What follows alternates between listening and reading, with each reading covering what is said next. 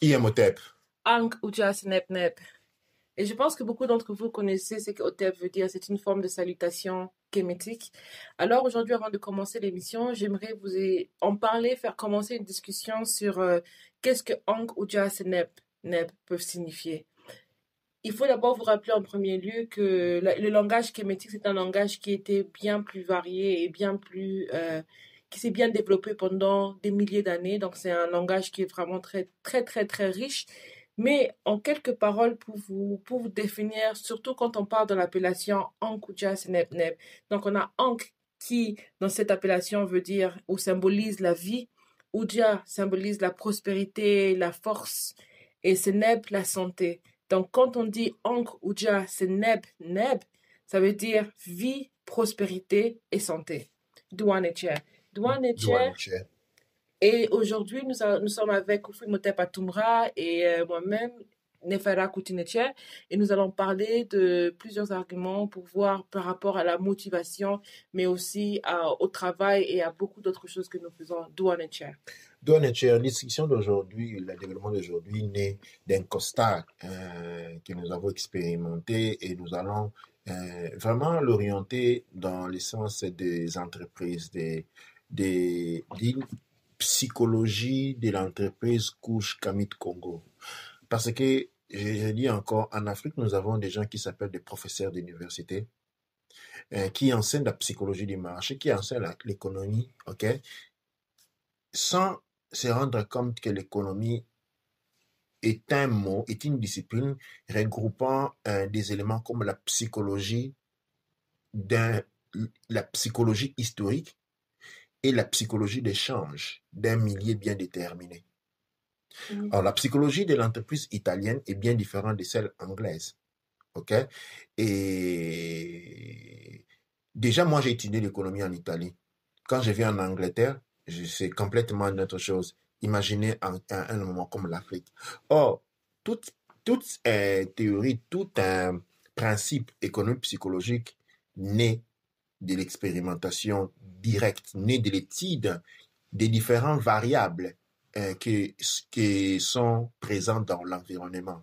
Comme je dis l'autre fois, nous avons les professeurs d'université de l'économie à Kinshasa qui se réveillent chaque jour et va enseigner l'économie qu'il a élu il va étudier les principes de Keynes.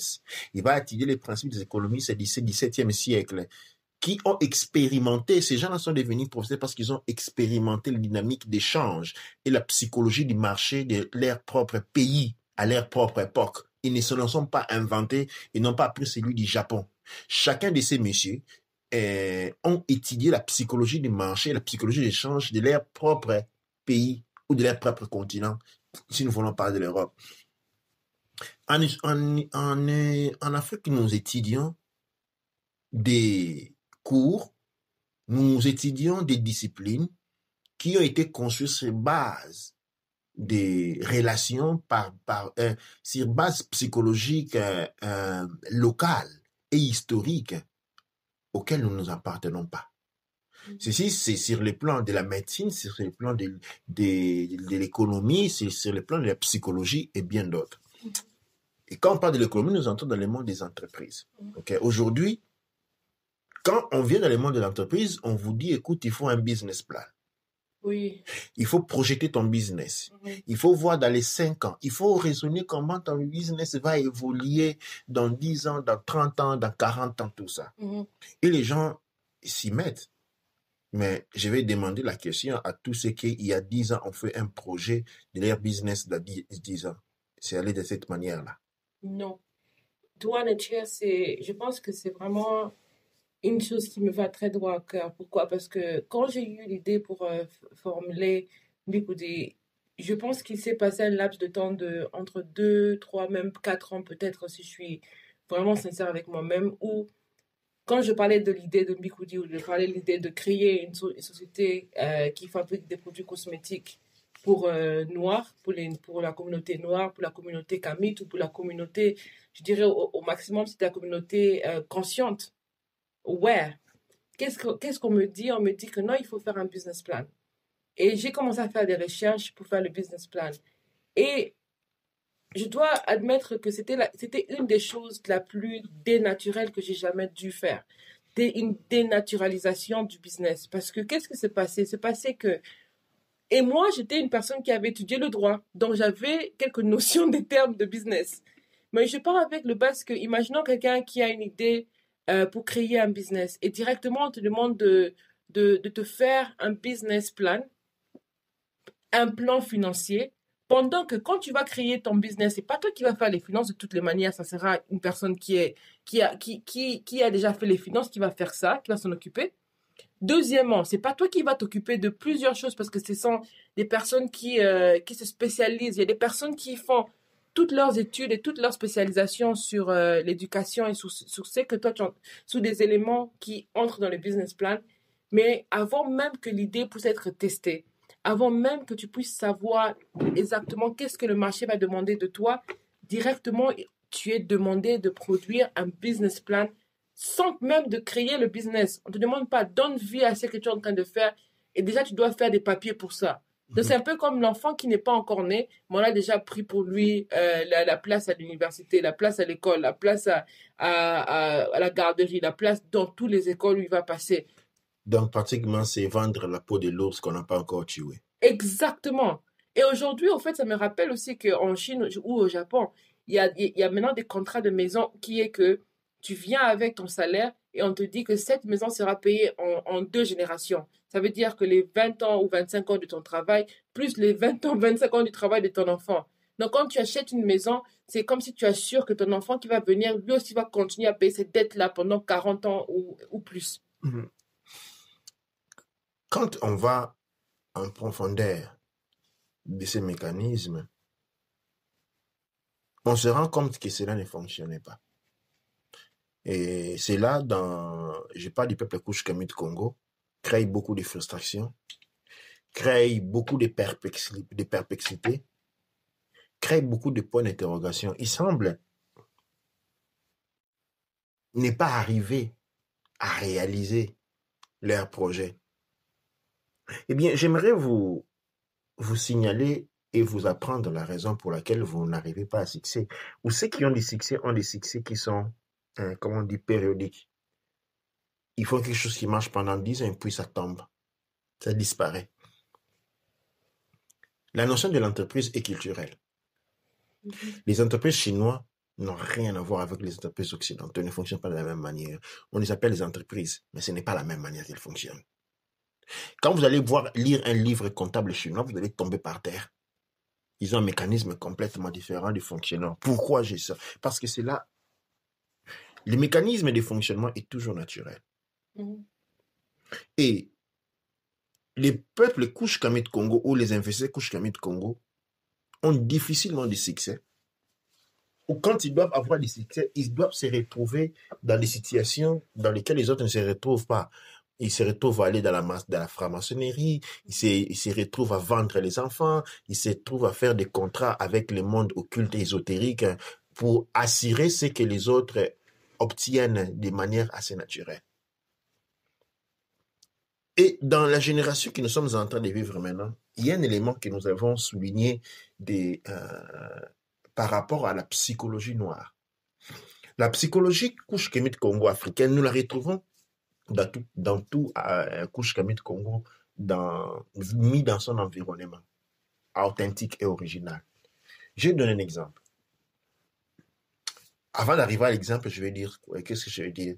Dans une des clés dans le succès, Kouch Kamit Congo, c'est celui d'opérer au-delà de l'horizon de la perception des besoins.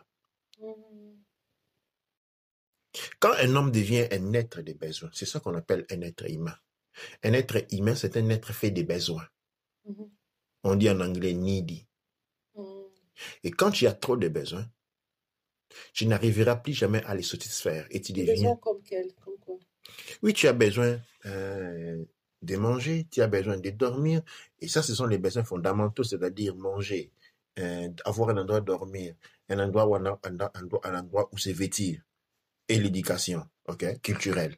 La culture, donc, ça, ce sont les 5 besoins fondamentaux. Et puis, maintenant, nous avons besoin d'une voiture nouvelle, des habits nouvelles, les désirs d'apparaître, paraître toujours de manière nouvelle, être toujours à la page, être toujours branché. Tu vois, être toujours branché, ce sont des besoins. Et cela fait d'un état des besoins qui interfèrent avec la capacité de développement culturel. Pourquoi? Parce que, regardez la nature. Dans la nature, chaque chose dans la nature a un fonctionnement. Les lions font des choses chaque jour. Chaque arbre, chaque jour fait quelque chose. Demande la question pourquoi ils le font. Ben, pour rien. Qu'est-ce qu'ils attendent? Que pensez-vous les arbres attendent l'oxygène qu'ils produisent chaque jour? Quel est le salaire, des arbres? Rien. Donc pas de salaire. Voyez tous les animaux, tous les êtres et les espèces qui vivent sur la Terre et dont les actions sont responsables du maintien de l'écosystème. Il y a des animaux qui nettoient l'écosystème. Il y a des animaux qui nourrissent l'écosystème. Pourquoi? C'est quoi leur objectif? Ils attendent quoi de ça? Rien.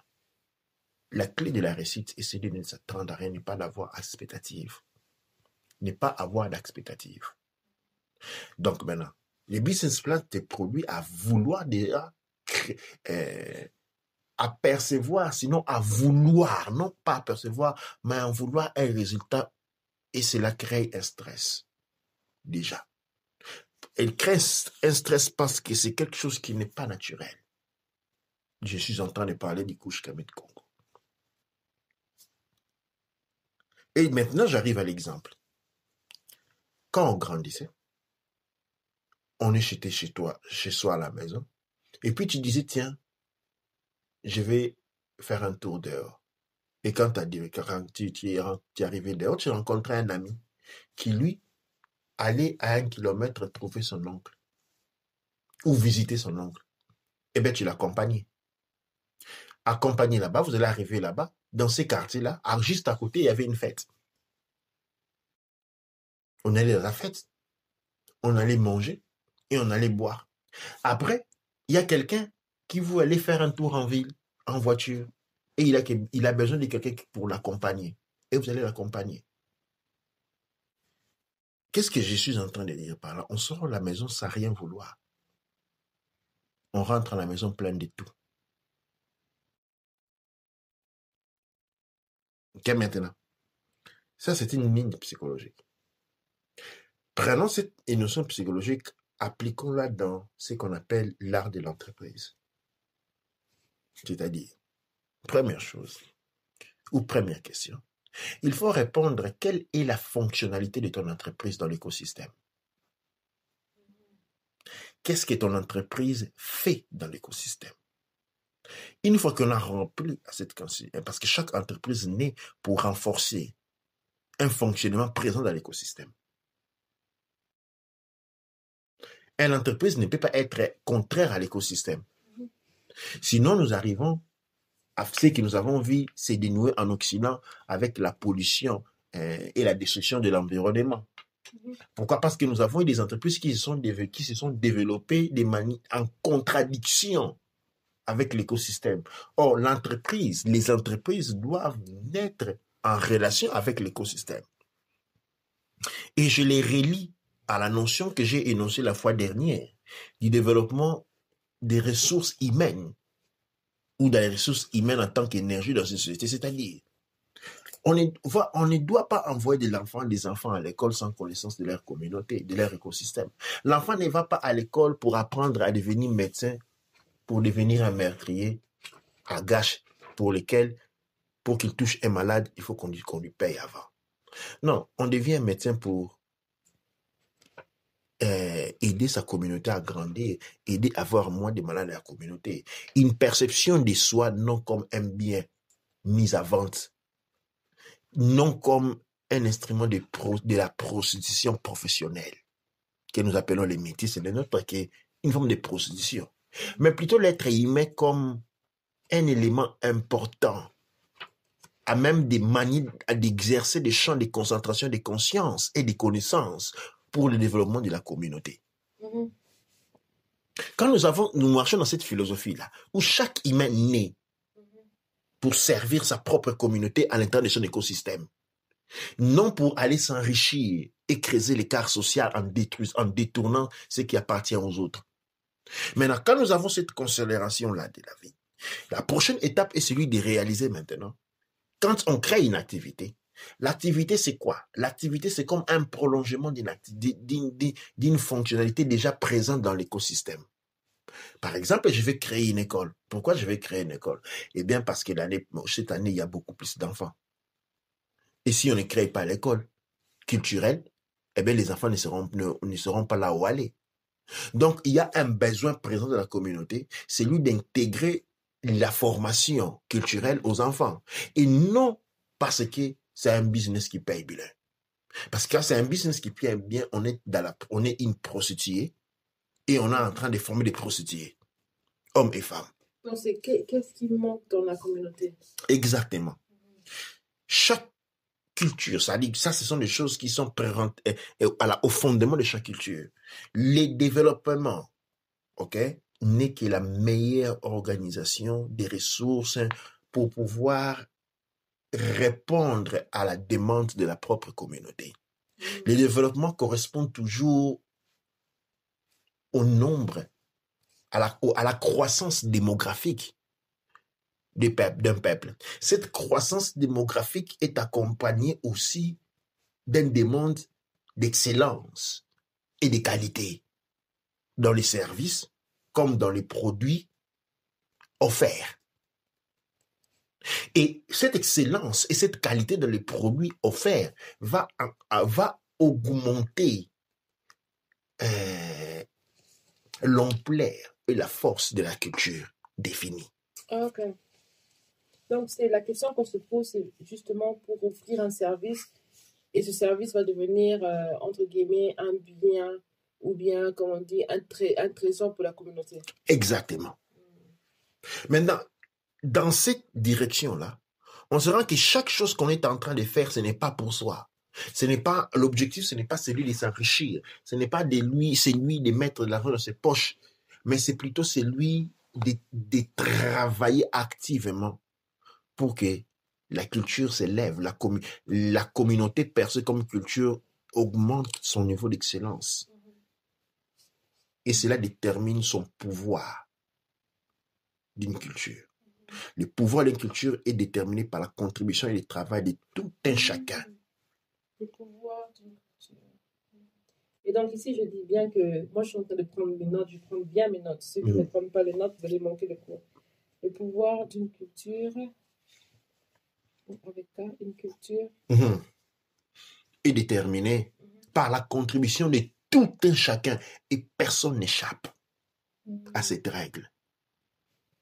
Parce que quand on échappe à cette règle-là, on rentre dans la phase opposée, dans l'asymétrie, où maintenant, l'impuissance d'une culture et d'un peuple dépend de la non-contribution de tout un chacun.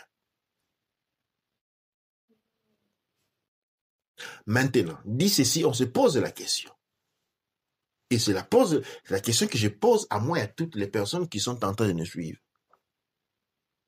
Quelle est l'ampleur de notre contribution dans notre culture? Ou plutôt, quel est le niveau de notre non-contribution dans la destruction, dans l'acculturation dans laquelle nous sommes plongés? De ces notions-là découle la définition d'une entreprise. L'entreprise est une instance de réorganisation des ressources d'un écosystème pour l'adapter à servir un grand nombre de personnes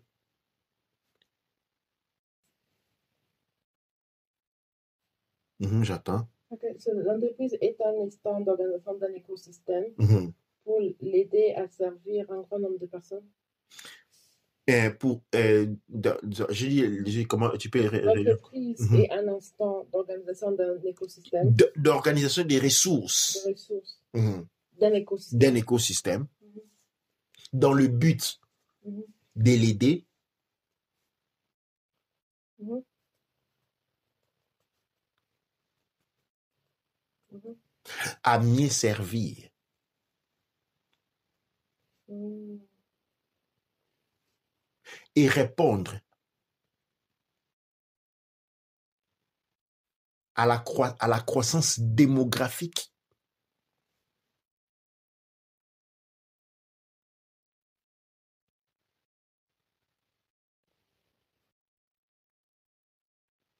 de ces mêmes écosystèmes De ce même écosystème. Mhm. en termes de qualité et de quantité. En termes de qualité et quantité. Mhm.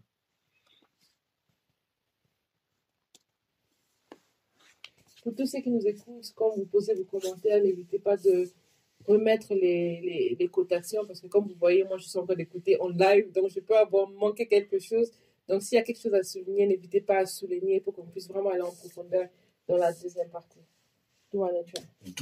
Et donc, l'entreprise est un instant d'organisation des ressources d'un écosystème dans le but de l'aider à mieux servir et à répondre à la croissance démographique de ce même écosystème en termes de qualité et quantité. Et je n'ai pas parlé des ventes. Mhm. Je n'ai pas parlé des ventes. Mhm.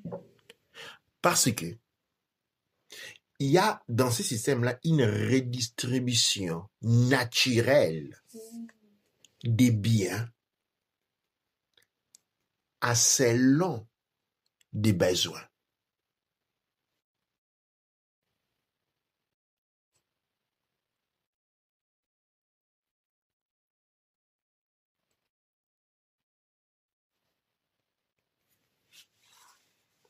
Maintenant, quand vous regardez souvent quand on étudie l'économie chez les occidentaux, il y a un terme qu'ils utilisent pour désigner les systèmes économiques qu'ils avaient trouvés en Afrique. On appelle ça les trocs.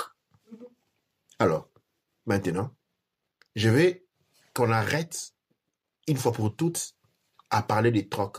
Parce qu'il ne s'agissait pas des trocs, il s'agissait d'une redistribution de ressources.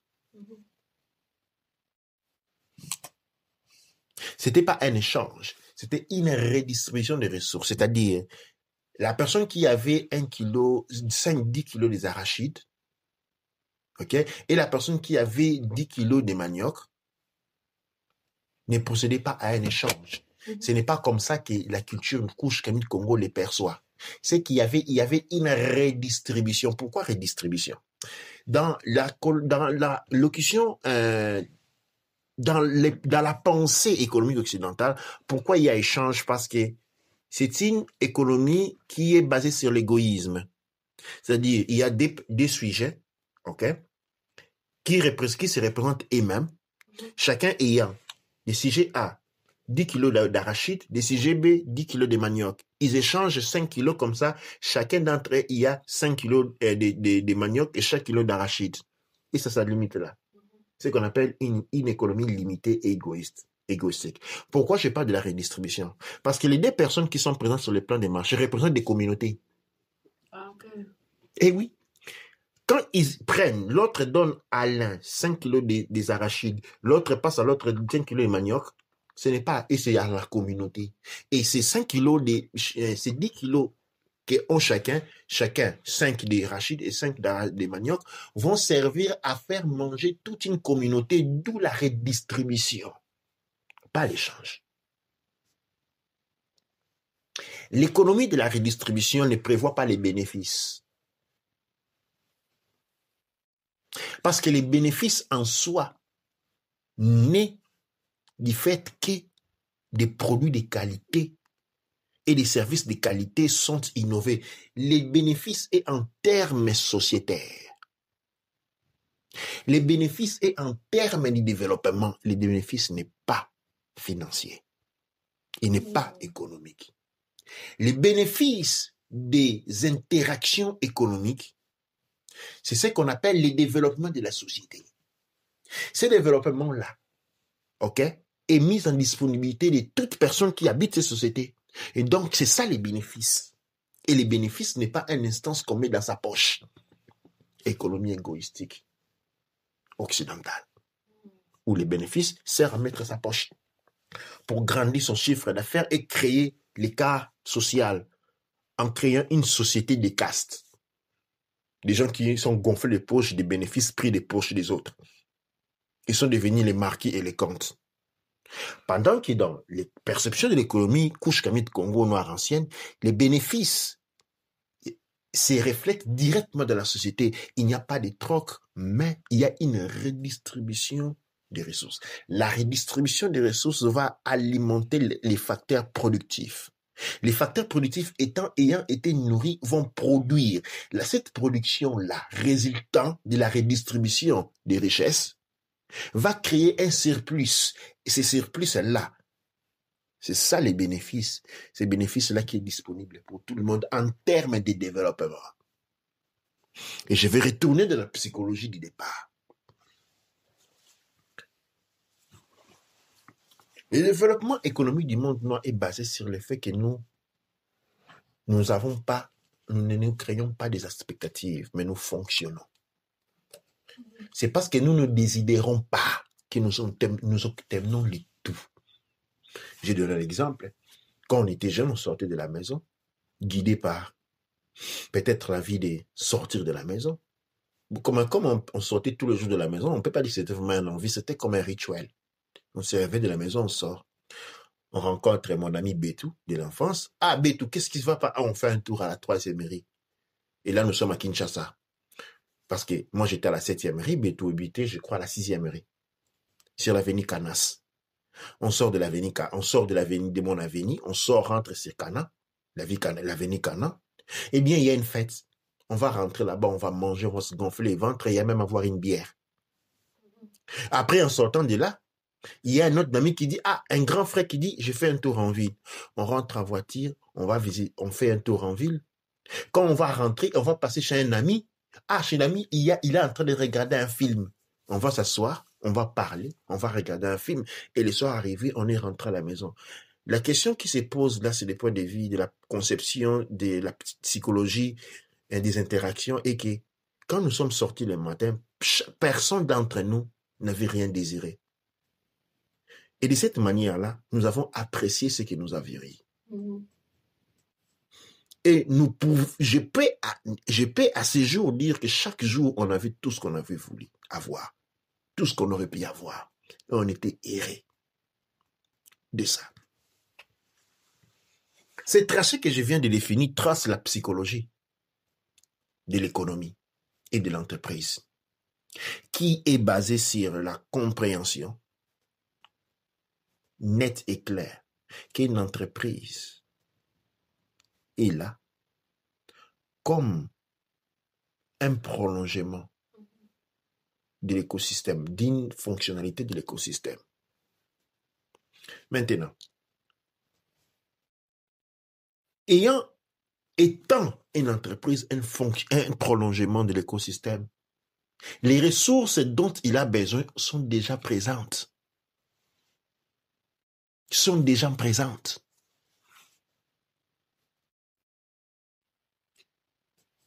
Tout ce que l'entreprise fait est celui de les organiser d'une manière efficiente, permettant à avoir des produits et des services de qualité conformément au niveau de développement de cet écosystème qui est la société civile. Et donc, vous voyez, les gens ne fonctionnant pas dans notre culture, nous jetons dans des stress où nous voulons avoir des écosystèmes, nous voulons avoir des business plans. Et oui, les business plans étaient du monde occidental parce que leur monde était pauvre, il n'y avait rien. Et donc, il y avait, d'une certaine manière, ce danger de ne rien trouver d'âme. Mais nous avons grandi dans un monde d'abondance et nous ne pouvons pas nous mettre à fonctionner comme des gens qui ont grandi dans un monde de pénurie. Parce que dans ces moments-là, nous perdons notre synchronicité. Et en perdant sa synchronicité, nous tombons dans l'incohérence. Cette incohérence va déterminer un mal fonctionnement au niveau des entreprises.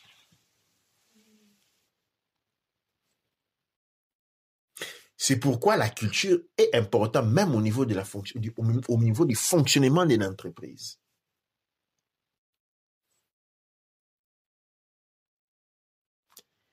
Les éléments nécessaires sont déjà présents. Il ne faut que les réorganiser. Et l'entreprise Couche Camille Congo n'a pas besoin d'une planification cinquantennale. Tout ce qu'il a besoin est celui de continuer à fonctionner en se rassurant que les ressources sont présentes dans la nature et qu'il faut trouver les moyens de... C'est ça notre plus grand challenge. Les ressources sont là et ils sont là. Ils sont inactifs, oui, mais ils sont là.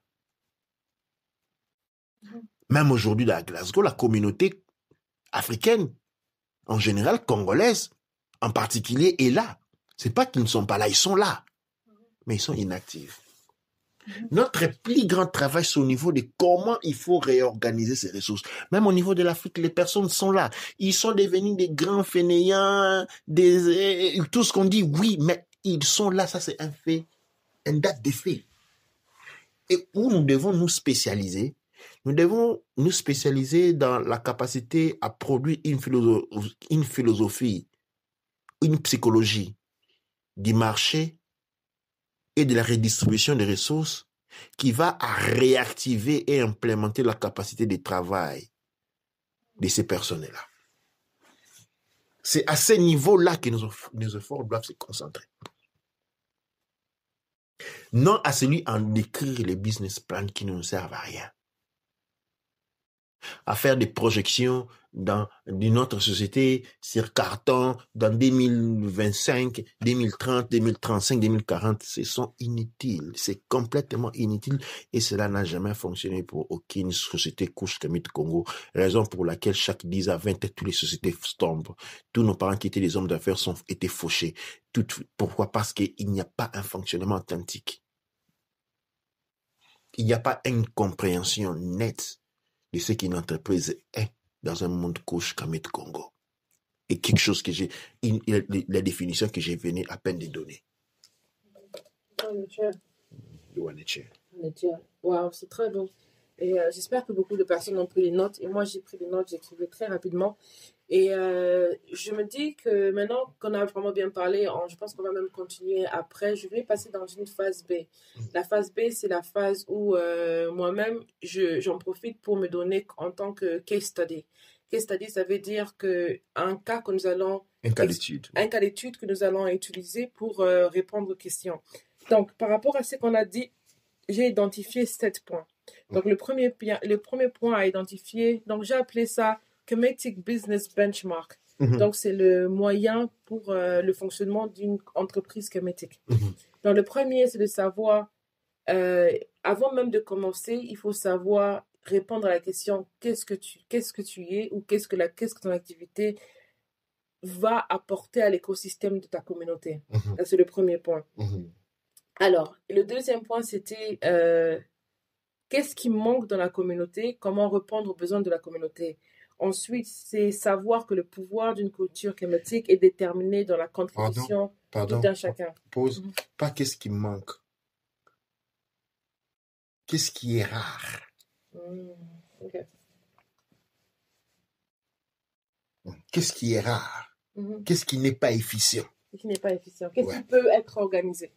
Voilà. Qu'est-ce qu'on peut travailler avec. Donc, le point 3, c'était le pouvoir d'une culture est déterminé dans la contribution de tout un chacun. Et je pense qu'on a vraiment bien parlé dessus. Et en quatrième, je dis, la communauté n'a pas besoin d'expectatives, mais un fonctionnement ritualistique. Donc, de faire des activités qui vont être faites cycliquement. Donc, qu'est-ce qu'on peut faire? Alors, une compagnie est un prolongement de l'écosystème. Ça, c'est le numéro 5. C'était une compagnie est un prolongement de l'écosystème. Et les ressources dont on a besoin sont déjà présentes. Donc, les ressources sont déjà présentes, mais c'est déjà prendre conscience qu'une compagnie est un prolongement de l'écosystème. Après, numéro 6, c'est respecter la synchronicité pour permettre le fonctionnement culturel et de voir comment nous pouvons ajouter dans ce développement culturel. Et puis en dernier, on a encore réitéré en septième que tout est là, trouver les moyens pour réorganiser les ressources qui sont déjà là dans la communauté et se spécialiser pour produire une psychologie et une manière de faire pour organiser les ressources et inspirer par là la communauté à prendre part, donc à travailler dans beaucoup de manières au fonctionnement authentique. Donc, maintenant, pour rentrer au point 1, qui était par rapport à qu'est-ce que l'activité va apporter. Donc, si je donne le point, par exemple, comme exemple de Bikoudi, comme cas, alors, pour la première question,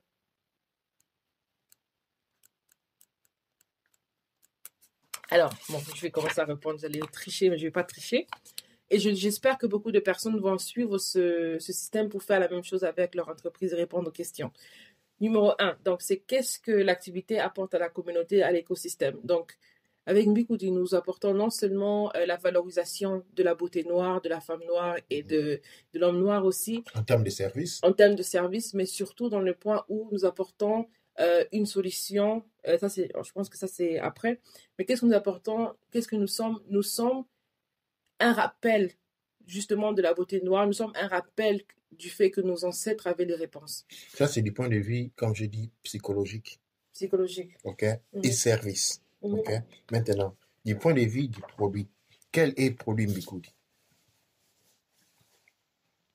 Ce sont des produits qui... là, je me sens comme si je suis rentrée au banc de l'école. Elles sont des produits naturels faits à base pour la communauté. Donc, ce sont des produits pour répondre aux besoins de la communauté par rapport à la peau, aux cheveux, pour redynamiser les cheveux, redynamiser la peau. Mais j'ai l'impression que je suis en train de répondre à la question 2. Quelle est la question 2? La question 2, c'est qu'est-ce qui est rare et de quoi la communauté a besoin. Et la question 1 qui était quoi? C'est qu'est-ce qu'on apporte à l'écosystème? Oui. Qu'est-ce qu'on apporte à l'écosystème? Qu'est-ce qui est... En voyant Mbikoudi, qu'est-ce qu'on apporte à l'écosystème? On est en train de reconstruire l'écosystème en lui remettant une fonctionnalité qui lui avait été ôtée depuis la destruction des empires et royaumes Kush-Kamit-Congo. C'est quoi cette capacité qu'on est en train de se reconstruire? Ou bien c'est l'autodétermination. L'autodétermination. L'autodétermination. Alors, quand on passe aux besoins, et ça, c'est qui est rare dans la communauté. Ça, c'était un peu plus facile parce que l'étude de Bikoudi, on a vraiment bien travaillé dessus, c'est par rapport aux problèmes de santé. On a l'eczéma qui est un fléau pour la communauté noire. Aujourd'hui, on sait très bien que la plupart des enfants qui sont nés en Europe ou des petits-enfants qui sont venus à moins de 5 ans ont toutes sortes de problèmes, genre eczéma, des peaux sensibles, des cassures, des peaux très secs, des peaux de teint terne. Mais surtout, il y a le point qu'il y a une sorte de décomposition entre les cheveux, les cheveux et la peau, parce que par rapport à ce qu'on mange, le fait qu'on n'a pas assez de minéraux dans la nourriture, mais aussi le fait qu'on a utilisé du n'importe quoi qui n'était pas bien pour notre situation. Donc, ce qui était rare dans la communauté, c'était bien évidemment de savoir que, par exemple, utiliser des huiles et des beurres, c'est mieux pour les peaux noires qu'utiliser des produits qui sont pleins de produits chimiques et des choses pareilles. Donc, dans ces points B-là, par rapport à ce qui était défini, on est en train de voir la conservation de la santé de l'espèce, qui est une fonction naturelle assurée par l'écosystème. Mais vu que l'écosystème a sauté ses fonctionnalités à sauter aussi. Et donc, Mbikoudi contribue à la reconstruction de l'écosystème dynamique Kush-Kamit Congo en réintroduisant et en remplissant une fonctionnalité qui a été détruite et perdue. Ouais. Donc, une fonctionnalité qui a été détruite et perdue.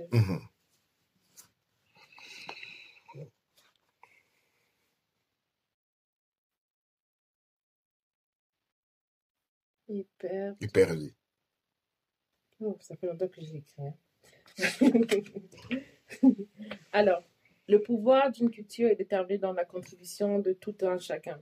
Et alors, avec ça, ce que je dirais, c'est que par exemple, par rapport à Mbikoudi, non seulement nous avons la contribution de la communauté, mais aussi nous avons travaillé avec Mbikoudi quand on a été fondé, c'était pour offrir des activités à la communauté, offrir des activités de training et aussi surtout, en ce moment, je suis en train de faire beaucoup de mentorship ou beaucoup de coaching avec les business qui commencent. Pas coaching dans le sens de comment faire des millions, mais raconter mon histoire et préparer inspirer les jeunes et préparer les jeunes entreprises à savoir ce qui les attend en ce moment-là. Donc, je peux dire que la contribution que Mbikoudi a en ce point-là, c'est la contribution de... Et je pense que ça répond aussi à la question 7, c'est qu'on a identifié qu'il y a des jeunes et il y a les ressources dans la communauté, mais c'est réactiver cette ressource dans la communauté-là aussi. Aussi réactiver la ressource de la communauté, mais donc c'est de plusieurs manières, de manière où il y a les jeunes qui viennent faire du volontariat ou du volunteering, ou comment on appelle, ils viennent nous supporter, viennent aux événements pour avoir une éducation, aller aux universités et consorts, mais aussi il y a les mamans qui apprennent comment mieux faire les cheveux pour leurs enfants, et comment faire les cheveux de manière kémétique, comment revitaliser les modèles africains qu'on utilisait, utiliser des huiles que nos ancêtres utilisaient aussi en même temps. Mais le tout un chacun aussi, il y a tous les collaborateurs et toutes les personnes qui viennent collaborer ou qui viennent acheter un produit aussi, je pense, ce sont des personnes qui reconnaissent leur culture dans Mbikoudi, ou qui reconnaissent et valorisent une culture quand ils voient Mbikoudi. C'était quoi la grande question déjà? C'était, je pense, c'était plus un point qu'une question. Le pouvoir d'une culture est déterminé dans la contribution de tout un chacun. Donc, exactement. C'est comment on englobe Mbikoudi démontre cela. La contribution, pourquoi je dis contribution de chacun? Cela change la connotation du concept de faire société, parce qu'une chose que nous devons savoir, dans le monde nord, on ne parle pas de business. OK? Parce que l'on utilise un mot sans pour autant savoir ce qu'elle signifie. Business, ça signifie l'art d'être occupé. Business. C'est l'art d'être occupé. On peut aussi dire business. L'art d'être moins occupé. OK? Business signifie seulement l'art d'être occupé. Mais ça ne dit pas être occupé. Pourquoi? Dans le monde de Kush-Kamit Congo, quand on appelle ce que nous appelons business, ou ces concepts qu'on veut appeler business, nous appelons mahatness. Pourquoi mahatness? La mahat, c'est l'équilibre, la justice et l'harmonie. Et l'équilibre, justice, harmonie signifie la redistribution. La mahatness est donc l'art de la combinaison des ressources d'un écosystème dans l'espace et dans le temps, pour une redistribution orientée au développement de la société. Donc, on ne parle pas on n'est pas des businessmen ou women, parce que business signifie seulement occupé, parce que ça signifie quoi? Si je suis resté à la télévision 24 sur 24, j'ai été occupé à regarder les autres, j'étais en train de faire du business. Absolument. Mais oui, j'étais occupé. Quand je suis à la toilette, c'est du business. C'est du business, ouais. C'est pourquoi en français on dit fais-toi tes affaires. Exactement. Ça ne signifie pas qu'il est en train de produire quelque chose. Et toute personne qui fait ses affaires, il est en train de faire du business. Absolument. Nous, quand on dit on est des Mahatness men et Mahatness women. Ou on peut seulement dire Mahatkeru.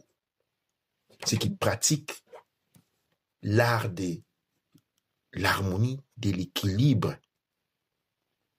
et de la justice dans l'organisation des facteurs productifs et des ressources disponibles dans une communauté afin de pouvoir répondre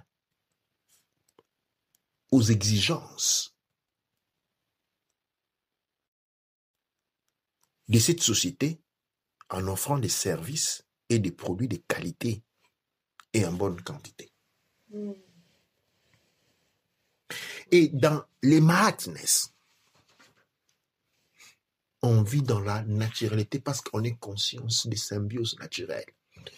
Quand on a une entreprise comme Bikoudi, on n'est pas en train de réinventer la roue, mais on est en train de travailler pour la nature, pour les créateurs. On est en train de travailler pour la maths. Et tout ce qu'on a besoin, c'est animer les facteurs productifs. Ils sont déjà là. Ils sont déjà là. Et donc, c'est quoi la mentalité? La mentalité, ce n'est pas celui de se stresser à savoir, oh, mon Dieu, qu'est-ce que je vais faire? Qu'est-ce que la compagnie va être dans 10 ans? Eh bien, ta compagnie a toujours existé. Quand on dit Mbikoudi, c'est une fraction de la maths que tu as appris et que tu as donné un nom. Mais tu ne l'as pas créé, il avait toujours existé. Il avait toujours existé avant toi. Tu es en train de prendre une relève. Et ta contribution, c'est lui de la rendre plus efficient et la donner aux autres. Et donc, la démarche est complètement naturelle. La démarche est complètement naturelle. Et son fonctionnement, c'est dans les faire, sans se préoccuper. Je dis souvent, quand on regarde le père Hank M. Teouti, on voit beaucoup de cours, on peut penser que j'avais planifié des choses, que j'avais fait. Non, je suis allé naturellement. Je pense que ça commence à parler de l'aspect faux. Et nous allons alors pour 4, ouais. Qui dit pas de projection, d'expectative, mais un fonctionnement ritualistique. Oui, c'est ça exactement. Le fonctionnement ritualistique ici avec les fers. Nous devons rentrer dans les fers parce que le monde physique nous permet les mondes physiques nous servent comme terrain d'expérimentation. Et on expérimente dans l'action, pas dans les doutes. Nous ne sommes pas des êtres pensés. À la limite, on peut être des êtres humains, mais nos ancêtres étaient des êtres énergétiques. La conception de la vie qu'ils avaient d'eux-mêmes et de tout ce qui les entourait était énergie. Donc, nos ancêtres ne se percevaient pas comme des êtres humains, mais ils s'étaient conservés comme des êtres énergétiques, des êtres divins. Une conscience divine fonctionnant dans un monde énergétique, dont la réfractation sur les plans holographiques crée ce que nous appelons le monde physique. Nos ancêtres étaient des hommes de grande science. Quand les gens me disent que tu parles trop scientifique, ça, ce n'est même pas de la science. Okay. Et donc, à ces points-là, je pense que c'est vraiment, quand on dit, c'est pas dans la projection, mais dans le faire. Pour moi, je me pense que, à part toutes les questions, c'est peut-être la question la plus difficile à répondre. Surtout parce que je me dis que chaque matin, j'arrive au bureau et je réponds aux emails, j'organise le travail et puis tout commence. Au final, c'était plus facile pour moi, par exemple, quand c'est moi qui fabriquais les produits. Mais dû au fait que maintenant, comme on dit, les ressources augmentent. Donc, au final, les ressources dans le sens qu'on a plus de demandes à la communauté les plus grandes. C'est mieux de dire la communauté les plus grande. Et les ressources et les personnes disponibles sont plus nombreux. Donc, au final, il faut redimensionnaliser et refaire ça différemment. Et donc, c'est plus moi qui fais tout le travail que je faisais quand j'ai commencé. Et donc, maintenant, tellement que quand j'ai commencé, je me suis dans une activité où je fabriquais des produits pour répondre à des besoins et j'écoutais cette voix-là et j'allais sans réfléchir. Sans expectative, je mettais des mélanges et quand les gens utilisaient, j'avais des bons feedbacks. Donc, c'était des bons retours. Alors, maintenant, je me dis que arriver là où je suis et me dis avancer sans expectative, et je vois pas la première case à prendre.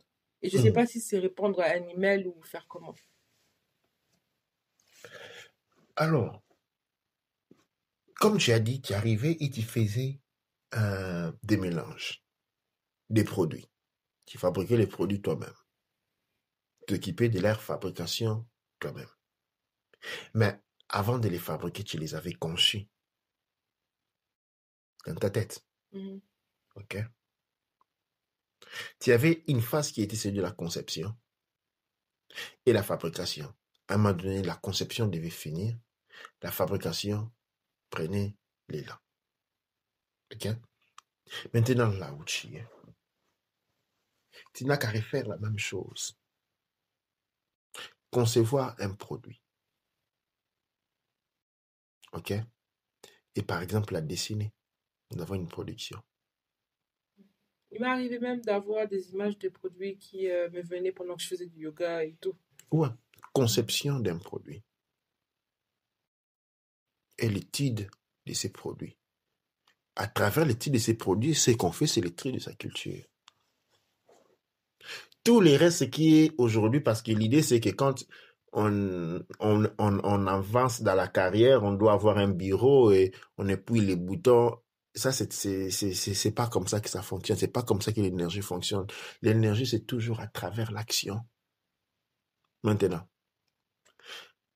ceux qui ont compris cela et qui ont avancé dans le monde de l'entreprise, au point, même s'ils voulaient, il ne serait pas possible pour eux d'aller faire de l'action, c'est-à-dire aller fabriquer les produits eux-mêmes, parce qu'il y a tellement de produits, des personnes qui sont en train de les faire, eh bien, tu, tu trouves ces personnes, tu sais ce qu'elles font? Ils vont à la gymnastique. Ils ont un vélo. Dès qu'ils ont fini, dès qu'après, ils vont se faire un tour sur vélo. Il doit toujours rester dans l'action. Les corps doivent toujours être en mesure de faire quelque chose. Et c'est vraiment dur parce qu'en grandissant, j'ai grandi dans un monde sédentaire. Ça, c'est un problème. Parce que quand on est dans le sédentarisme, c'est ce qui crée un sens que je peux définir l'humanité. Parce que l'être humain, c'est un état de stagnation énergétique. Mm. Quand l'énergie stagne et puis elle commence à dégrader, quand l'énergie commence à dégrader, on devient des êtres de pensée. On commence à penser du matin au soir. On ne fait que penser. Ça, c'est l'énergie qui est en train de régrader, de se dissoudre ou de pourrir. Mais quand tu es humain, c'est parce que l'énergie est inerte. Sinon, on est un être énergétique. On dit, tu as beaucoup d'énergie. Tu es toute énergie là. Parce que tu es en ce moment-là un être énergétique. Quand on te dit que tu n'es pas plein d'énergie, c'est parce que tu es en train de stagner. C'est pourquoi maintenant, à ce niveau-là, ok, les Mahat Keru, celui qui ont développé créé des entreprises. Plus tu crées une entreprise, plus tu te rapproches de la Mahat. Et plus tu te rapproches de la Mahat, plus tu découvres que cette voie même de l'entreprise, c'est une grande pratique spirituelle qui t'approche vers la source. Et plus tu te rapproches vers la source, et plus tu es immergé dans la méditation. Donc les grands Mahat Keru, ou les Mahatness, hommes et femmes, ce sont des grands pratiquants de la méditation. Parce que le travail accompli leur a permis d'avoir maintenant plus de temps à dédier dans la méditation. Les Mahats naissent, hommes et femmes, ce sont ces gens qui, dans leur bureau, ils ont un coin avec des bougies, avec des laçons. Quand ils ont fait leur mail, ils prennent 20. Quand ils ont travaillé pendant 30 minutes, pendant 2 heures, 3 heures, ils éteignent la lumière, ils allument leur bougie, ils vont se relaxer, ils vont en méditation. Je pense que ça entre aussi dans la cinquième qui est une compagnie est un prolongement de l'écosystème. Les ressources dont on a besoin sont déjà présents.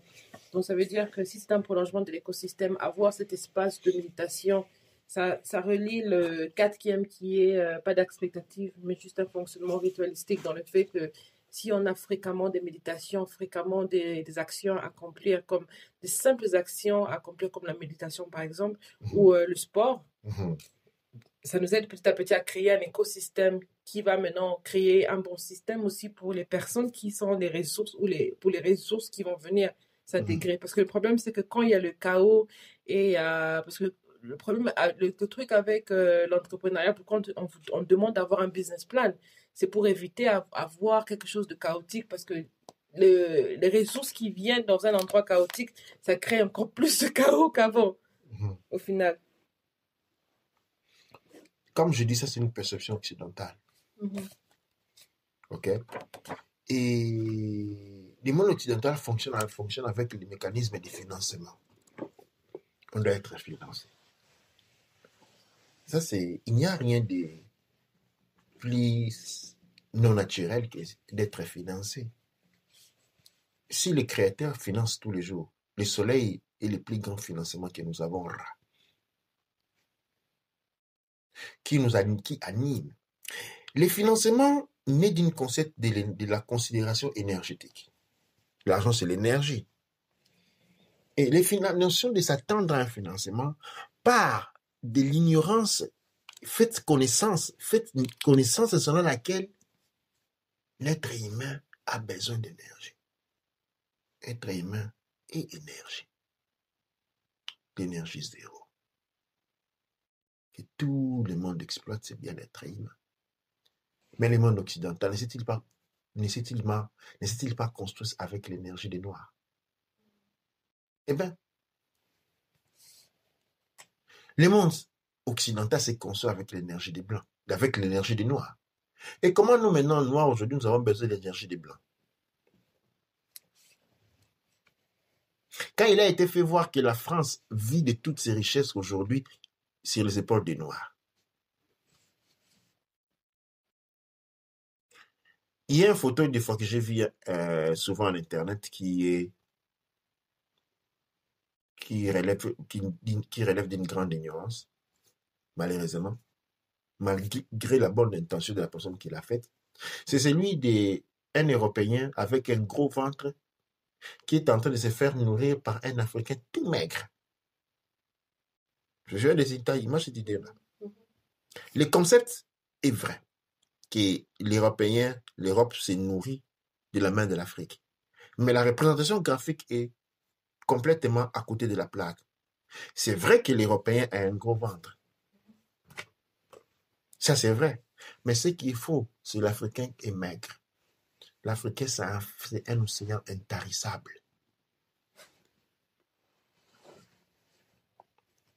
En Afrique du Sud, c'est depuis 12 000 ans qu'on est en train de faire sortir l'or. Et ça sort toujours. C'est-à-dire,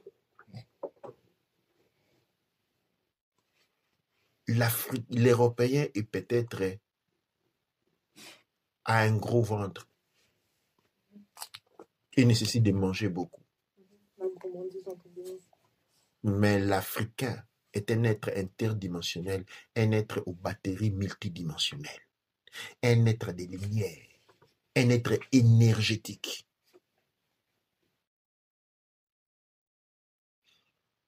Je vais vous donner notre exemple pour peut-être aider plus à comprendre cela.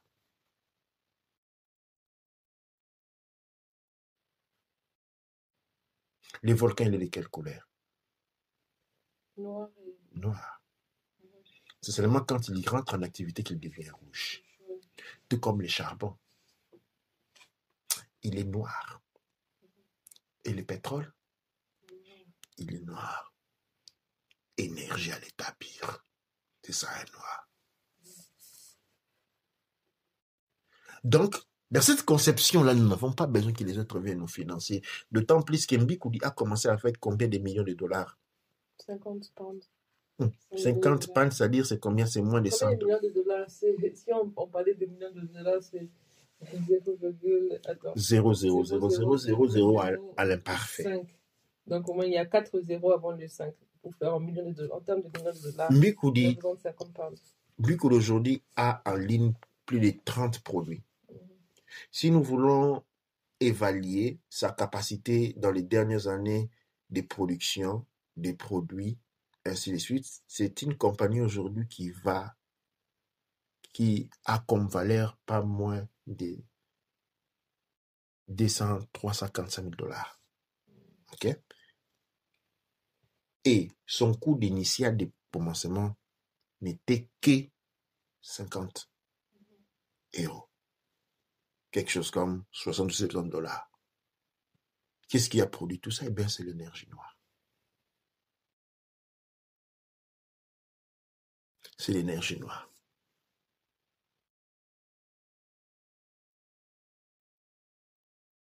Maintenant,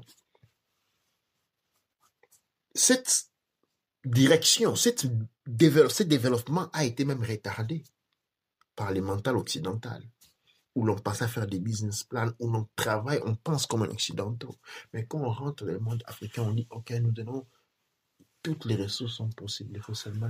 C'est un grand volcan qu'il faut redémarrer. Dans un volcan, il y a tous les dispositifs pour les faire entrer en éruption sont déjà présents. Tout ce qu'il faut, c'est un trigger, un élément déclencheur, c'est-à-dire la prise de conscience.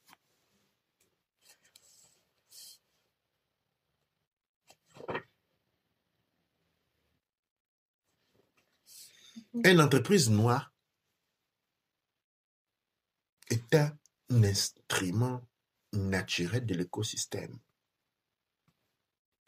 qui lui représente un prolongement d'une fonctionnalité déjà pour l'écosystème pour le développement. Et toutes ces ressources toutes les ressources dont il a besoin viennent de cette nature. Et donc, il n'a qu'à dormir calme et méditer beaucoup. Méditer beaucoup, avoir dans son bureau. Toute personne qui se dit que je suis un Mahat Kero, c'est-à-dire Mahatness Man, Mahatness Business, Mahatman Chou et Mahatman Tefnout. Il doit avoir dans son bureau un bureau plein de cristaux. Une maison pleine de cristaux. Dans son bureau, il y a un espace pour la méditation. Et dans sa maison, un espace pour la méditation. C'est tout ce dont il a besoin pour avoir le succès. Et enseigner. Le meilleur élève, c'est l'enseignant. Chaque fois qu'on apprend quelque chose, il faut l'apprendre pour la maîtriser. Il faut l'enseigner pour la maîtriser. Il faut l'enseigner pour la maîtriser. Voilà les clés d'un développement économique en suivant une philosophie, une psychologie économique noire, couche, Kamit, Congo, Douanacher. On a encore 2 points qui me restent. Donc, le point 6, c'était respecter la synchronicité pour permettre le fonctionnement culturel. La synchronicité, c'est quelque chose de très important. La synchronicité, c'est-à-dire ne pas aller hors balance. Aller hors balance revient à non comprendre plus pourquoi on est en train d'opérer. Penser qu'on est là, qu'on est en train de s'enrichir. Et cette désynchronicité est très puissante parce qu'elle est liée à l'éducation culturelle. Parce que l'éducation culturelle commence à la maison. OK? C'est quoi l'école? L'école, c'est seulement une éducation familiale pour les enfants un peu plus grands, qu'on ne peut plus s'occuper à la maison tout seul. OK?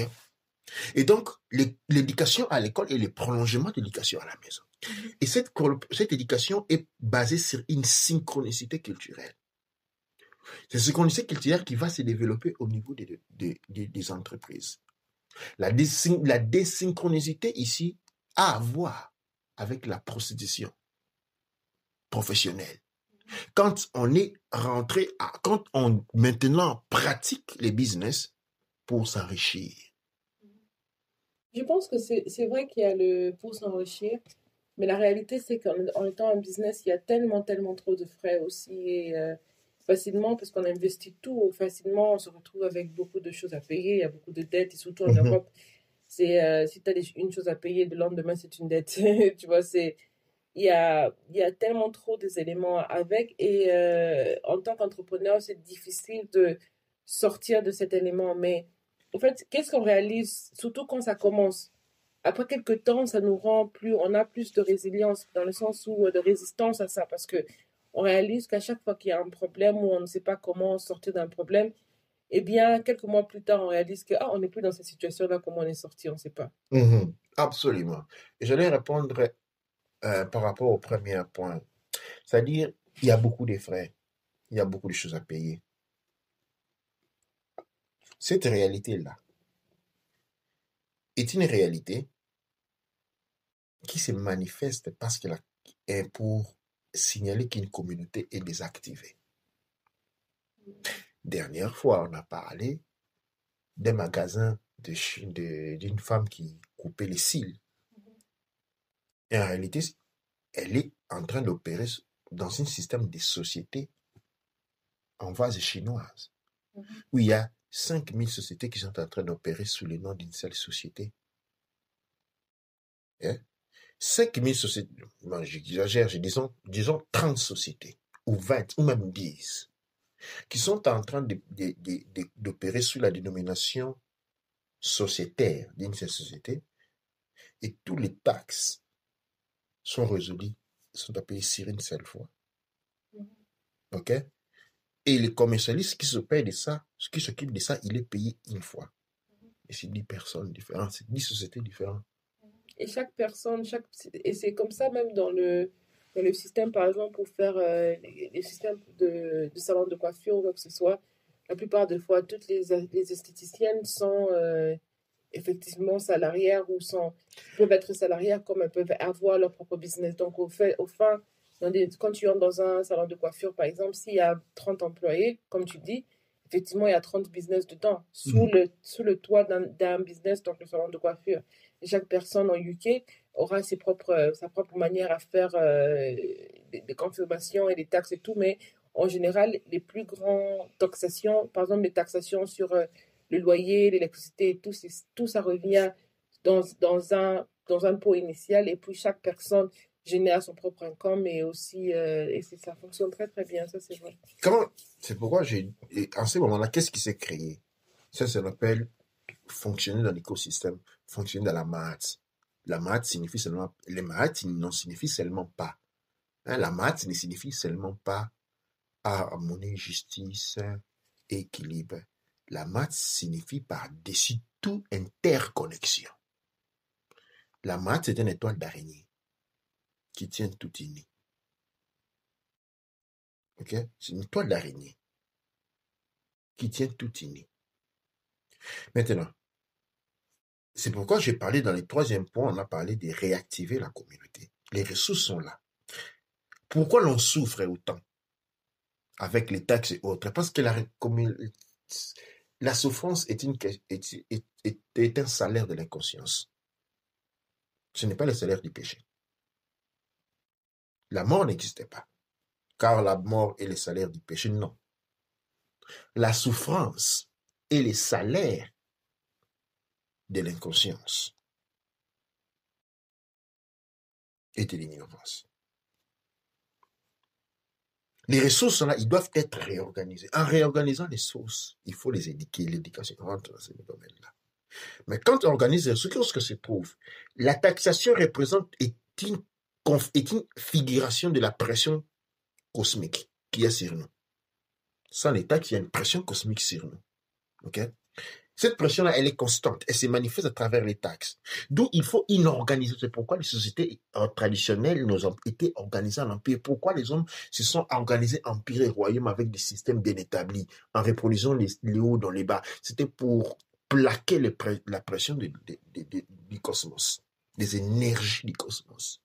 Et les énergies du cosmos sont radioactives. Et se répercutent dans notre monde et se manifestent à travers la taxation. En réorganisant le monde économique comme un web, il y a plusieurs personnes travaillant sous un même toit. Un web, une étoile d'araignée. Une étoile d'araignée. Et qu'est-ce qui se passe? Ce qui se passe, c'est que cette taxation est payée par tout le monde dans un même vase. Elle ne pèse plus pour personne. Elle ne pèse plus pour personne. Mais avant d'y arriver, il faut organiser les ressources, il faut éduquer, il faut travailler ardemment. Il faut, dans cette direction-là, que Mbikoudi puisse générer autres 10, 20 compagnies qui travaillent ensemble.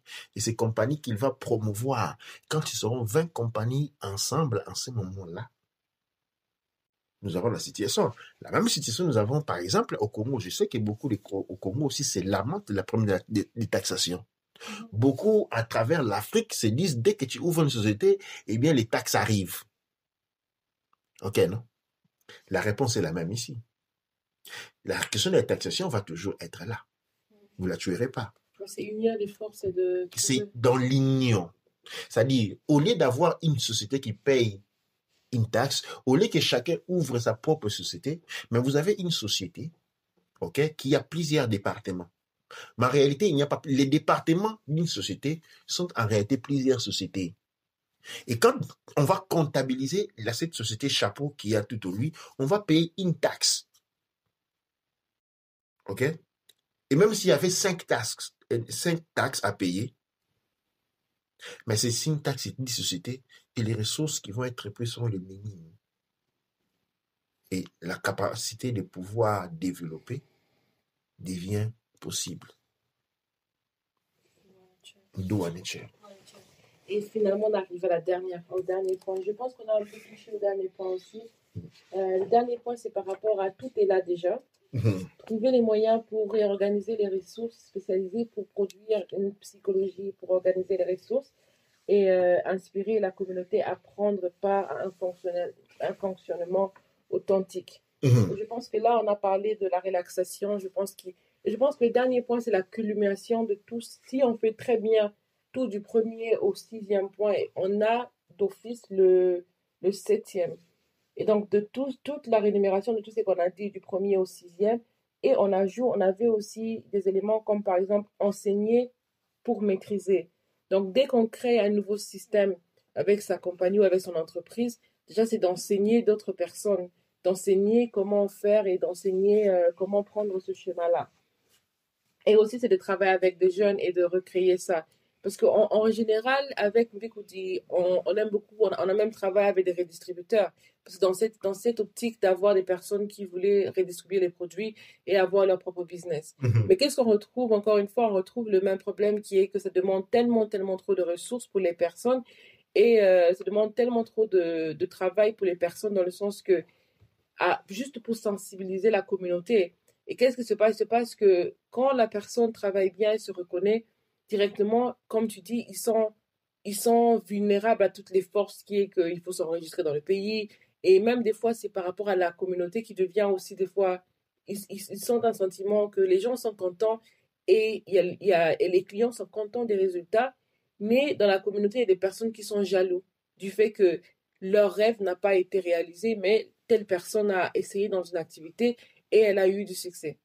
Et il y a certaines personnes qui ont cette jalousie, ou encore c'est la difficulté pour travailler ensemble aussi. Oui, mais c'est parce que la maths n'existait pas ou a été éliminée. Et la lumière arrive pour apporter, disons, le soleil est là pour apporter la lumière. Et donc, nous devons prendre comme que notre monde le monde Kouch-Kamit Congo a été envahi par l'obscurité. Ok? Le monde Kouch-Kamit Congo est une maison qui a été abandonnée. Et imaginez de vous retrouver dans un château qui n'a plus été habité pendant des millions, des dizaines d'années, des centaines d'années. C'est effrayant. Les portes en bois tombent. Certains endroits, il faut marcher avec attention. Mais on est là pour remettre la vie dans cette maison. Mais cependant, aussi longtemps qu'on n'a pas encore sécurisé le tout, cette maison est dangereuse. Une porte peut te tomber sur la tête. Une pluie peut te tomber sur la tête. Et donc, ce que nous appelons, nous interprétons comme ces jalousies de la communauté, ce ne sont pas... C'est là et indicateur de l'état des rovines, l'état de la détérioration de la maison de vie Couche Kamit Congo, qui s'exprime à travers ces personnes. Cela est indicatif que nous avons un grand travail à faire, un très grand travail à faire de ces points de vue-là. Mais l'obscurité ne chasse pas la lumière. C'est la lumière qui chasse l'obscurité. Et donc, nous devons nous armer de patience et répandre beaucoup plus de lumière. Et inviter les personnes, les jeunes, à venir vers nous, de manière que plus de personnes, plus de jeunes, nous devenons des porteurs de cette lumière et plus rapidement, en termes de temps, nous allons, disons, éliminer cette manifestation de détresse. Maintenant, quand les gens commencent ce travail, ça c'est quelque chose que je veux dire qui est très capital et je l'ai dit en connaissance, par exemple, aussi de la société Mbikoudi. La société Mbikoudi, c'est une société Couche Kamit Congo qui paye les taxes en Angleterre. La société Couche Kamit Congo, oui, peut dire que nous avons une société appelée Mbikoudi. Mais en réalité, cette société Couche Kamit Congo, il n'existait pas encore aujourd'hui un registre des activités économiques Couche Kamit Congo. Ça n'existait pas. Et donc, la société Mbikoudi est à 100% une société anglaise. Okay? C'est là, dans la démarche, crée des frictions d'incompatibilité. Okay? Et ces compatibilités se manifestent parce que nous devons, là je vais m'étendre dans la théorie de la race, travailler ardemment pour transférer, c'est-à-dire toutes les sociétés Couche Kamit Congo en Occident acquisent des difficultés, bien qu'ils ne seront pas mesures de me comprendre tout de suite, mais comprendront plus tard, acquisent des difficultés par rapport où ils sont en train d'opérer. Absolument. Et quand ils vont en Afrique, ils n'arrivent pas à opérer parce qu'ils raisonnent comme des Blancs. Mais quand ils rentrent dans la psychologie, souvent on fait la confusion avec la psychologie coloniale. Je n'ai pas de psychologie Couche Kamit Congo. On ne peut être que victorieux. Et je pense que j'aimerais, avant de terminer, j'aimerais vraiment ajouter cela en disant que, et en donnant un exemple qui est vrai, une anecdote qui est vraie, qui dit qu'une fois je suis allée dans une présentation par rapport au business et pour ceux qui ont utilisé les produits Mbikoudi savent ce qu'on produit et j'ai présenté les produits et tout, j'ai présenté ce qu'on fait.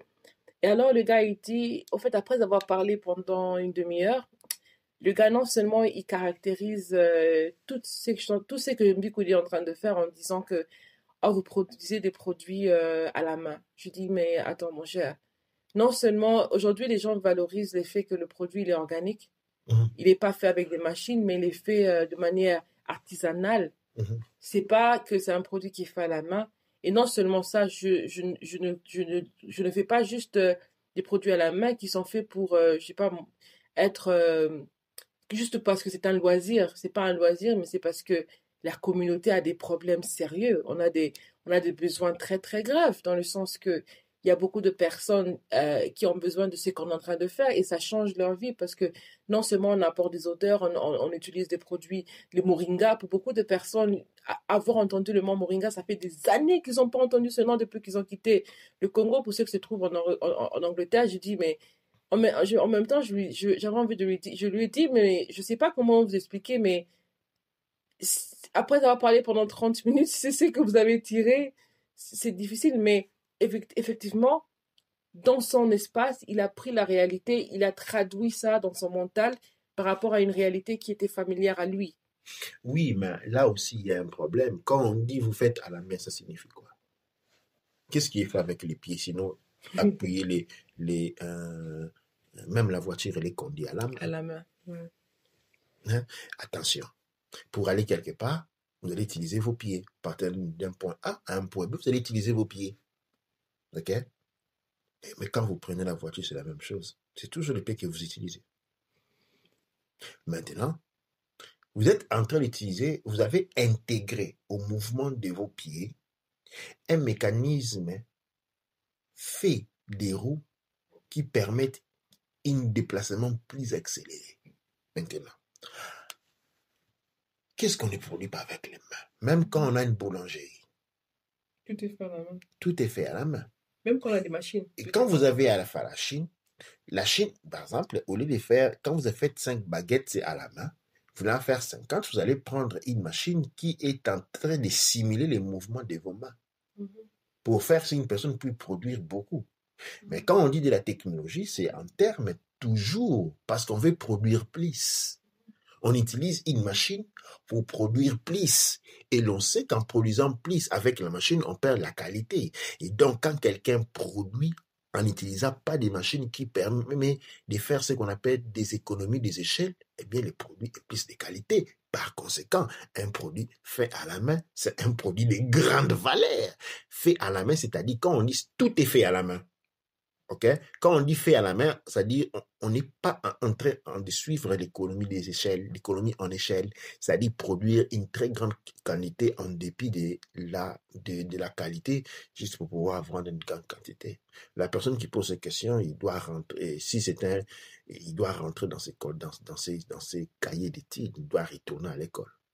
Il n'a pas bien pensé ce qu'il a été enseigné. Absolument, et ça c'est quand on parle du privilège blanc, c'était une question carrément de privilège blanc, parce que ce qui s'est passé, c'était quoi? C'était genre, c'était une préparation pour faire un pitch avec des investisseurs, par exemple. C'était une simulation qu'on avait fait, genre dans la salle, il y avait des personnes qui étaient, par exemple, il y avait un CEO, il y avait 2 CEO qui étaient là, et puis il y avait un des employés de notre compagnie qui était présent, c'est lui qui a posé la question. Et évidemment, en général, je me suis dit, mais j'accepte le fait que tu es doué dans ton travail, dans l'entreprise, mais il faut te rendre compte que ton travail, même s'il est capital à ce que tu fais une portion de tout le travail que l'entreprise fait, pendant que moi, en tant que CEO, je connais disons, tout ce qui est en train d'être fait dans Bikoudi, parce que j'ai tout fait moi-même au début. Et donc, je suis consciente de chaque tâche qui se fait, comment ça se fait. Et toi, tu ne pourras pas dire le même de l'entreprise là où toi, tu travailles. Et c'est ça, et c'est comme ça que ça revient encore avec. Et lui, c'était un business advisor qu'on envoyait en Afrique. Et je me dis, en même temps, donc, je laisse ça sur Afrique parce que ça peut rien créer au final. Parce que et c'est là que j'ai réalisé que même quand on demande de prendre un advice ou quand on part se rencontrer avec les personnes qui nous donnent un coach ou des personnes qui viennent nous donner un service pour nous aider à lancer des compagnies, ce qu'il faut vite faire, c'est de comprendre que d'une manière ou d'une autre, eux, ils t'apprennent comment opérer dans le système européen.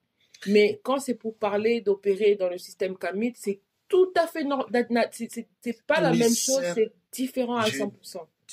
Pendant les années 70, il y avait la montée des États-Unis. Okay? Et les États-Unis ont apporté avec eux les États-Unis on va finir très prochainement parce qu'on a dépassé les nerfs. Les États-Unis ont apporté avec eux ce qu'on appelle la culture Coca-Cola. Ils ont séduit le monde avec la culture Coca-Cola, de manière que tout le monde, comme on est rentré dans la culture Coca-Cola, et maintenant on avait besoin de produire des managers Coca-Cola. C'est à ce moment que les universités américaines sont devenues les plus importantes parce qu'on avait rentré dans ces mouvements-là. Ces mouvements-là, qu'est-ce qu'il a produit? Il a produit que les États-Unis, ok, et les pays les plus riches. Pourquoi? Parce que dans ce système-là, vous avez adopté sa culture. Et tout ce que vous produisez pour lui. Et les États-Unis, c'est le pays qui a il a une base militaire en France. Il a des bases militaires en Italie. Il a une base militaire en Allemagne. Dans tous les pays du monde, il y a des bases militaires. Alors, pourquoi il y a des bases militaires dans tous les pays